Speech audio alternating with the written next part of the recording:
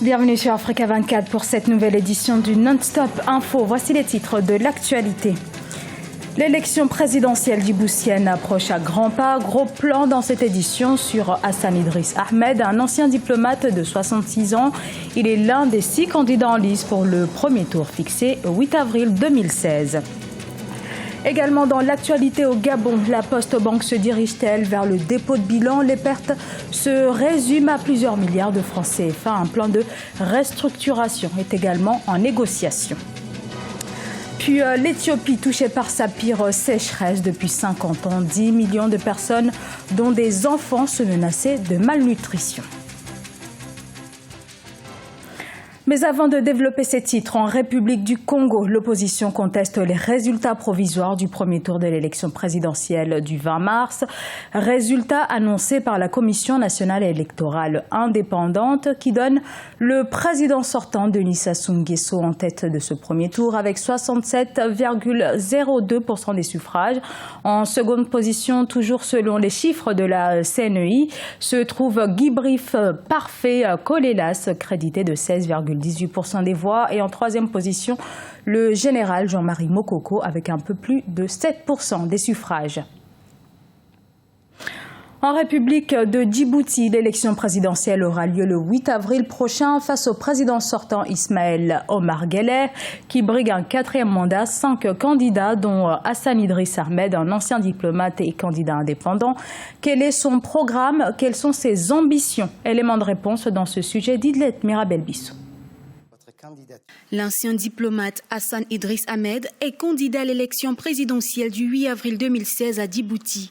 Il estime que 39 ans après l'accession du pays à la souveraineté nationale, la situation socio-économique reste préoccupante. Son plan d'action met l'accent sur la formation et la santé. Le premier point le plus important, c'est l'éducation. Vous savez, l'éducation, c'est quelque chose de très très important. Ce sont les femmes et hommes qui demain auront à diriger ce pays. Si à la base, le jeune Djiboutien ou la jeune fille djiboutienne n'a pas eu la formation pour se promouvoir et faire de ce pays quelque chose, c'est très important. Le candidat indépendant espère, s'il est choisi par le peuple au soir du 8 avril, bâtir une économie solide pour un développement durable à Djibouti.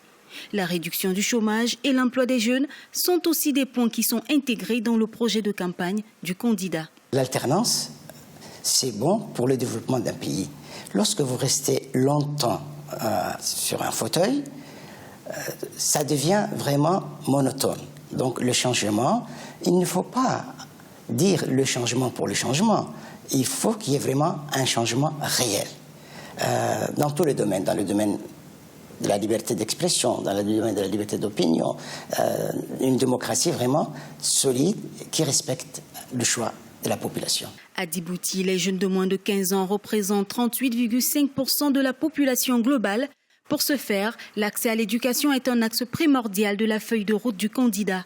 Hassan Idriss Ahmed prévoit de restaurer le système éducatif, investir davantage dans l'agriculture et l'industrie qui contribuent respectivement à hauteur de 3% et 17% au produit intérieur brut.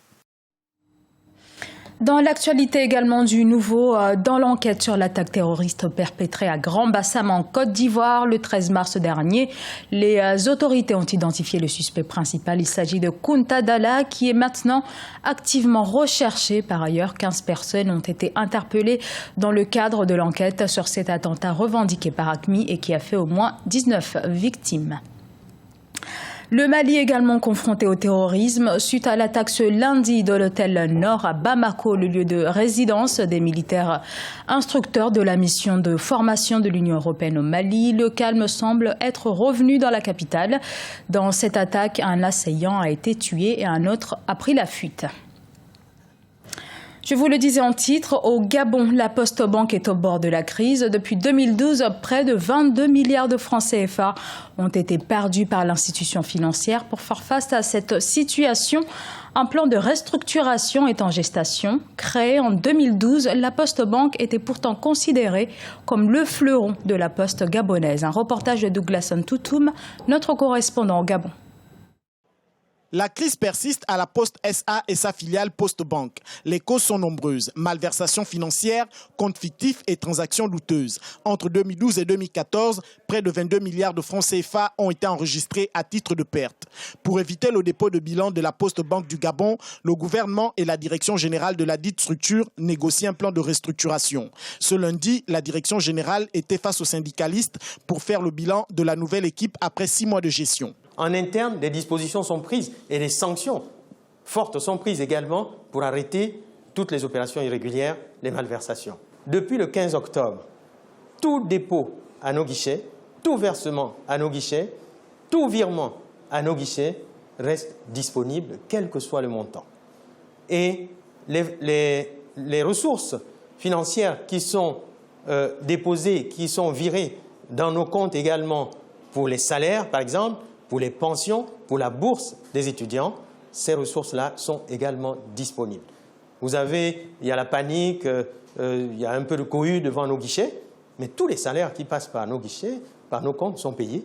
Selon le premier responsable de cet établissement, la Poste Banque du Gabon reste une structure toujours viable. Mais pour y arriver, il est impératif d'avoir un système d'information indépendant. Pour éviter de continuer à accumuler des arriérés. C'est comme si l'État nous donnait la centaine de milliards que nous demandons aujourd'hui, mais si dès le lendemain, on est organisé pour accumuler encore des arriérés, ça n'aurait servi absolument à rien du tout. Et vous savez, pour le faire, il nous faut un système d'information. Le système d'information englobe non seulement les applications, le parc informatique, mais également le système de transmission de données qui a vieilli et qu'il faut réhabiliter aujourd'hui. Depuis l'éclatement de la crise que traverse actuellement la Poste Banque, la sérénité n'est plus au rendez-vous. Chaque fin de mois, des files d'attente interminables sont régulièrement perceptibles devant des agences Poste Banque. Mais un plan de restructuration pour sauver la Poste Banque de la banqueroute est en route. L'Éthiopie subit en partie les conséquences du phénomène météorologique El Niño qui frappe toute l'Afrique de l'Est, la région de l'Afar où résident essentiellement des nomades vivant de l'élevage est la plus touchée aujourd'hui. Plus de 10 millions de personnes ont besoin d'une aide alimentaire d'urgence. Deogracias Podo. En Éthiopie, les conséquences du dérèglement climatique suscitent de plus en plus d'inquiétudes à travers le pays et plus particulièrement en milieu rural. Depuis quelques années, les pluies saisonnières sont moins fréquentes avec pour conséquence une grave sécheresse dans certaines régions du territoire. Cette situation est connue de bon nombre d'Éthiopiens, notamment ceux du Nord. Ils y avaient fait face en 1984 lors de la pénurie d'eau qui a fait plus d'1 million de victimes. De toute ma vie, je n'ai jamais vu une sécheresse comme celle à laquelle nous sommes actuellement confrontés. Et cela dure depuis plus de 3 ans. Je ne suis pas sûr d'obtenir une bonne offre avec mon bétail. Je vais au marché et j'ignore si quelqu'un achètera un seul chameau parce qu'ils sont pour la plupart en mauvaise forme.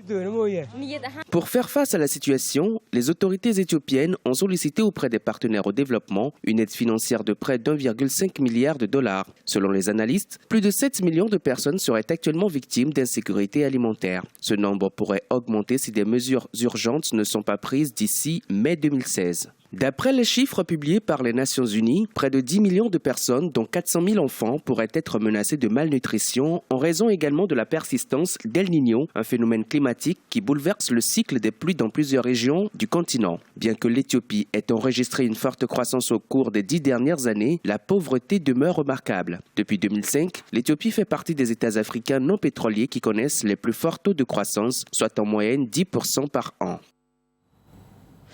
Ce journal a été réalisé par l'ensemble de la rédaction. Nous vous remercions pour votre fidélité. Dans un instant, une nouvelle édition de l'actualité sur Africa 24.